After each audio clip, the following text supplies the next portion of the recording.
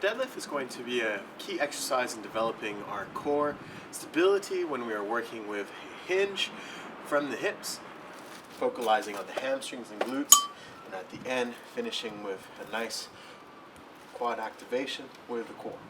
So once you get into the position, we then load the movement. So let's first get ourselves nice and wide, hip width, chin tucked in, hands are going to be sliding along the body.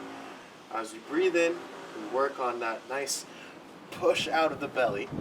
Breathe out, coming up, squeeze the glutes, bring that core tight. So again, breathing in, push out the belly, breath out, find that nice core tension.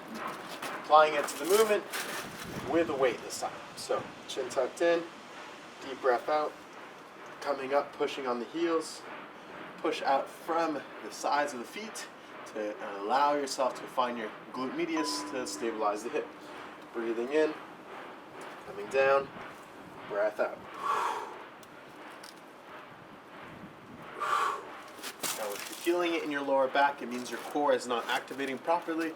I suggest you working on core activation with dead bugs, with planks, and then coming back to the exercise. You can also decrease the load to see whether you can challenge your lower back a little less, allowing your core to up its game.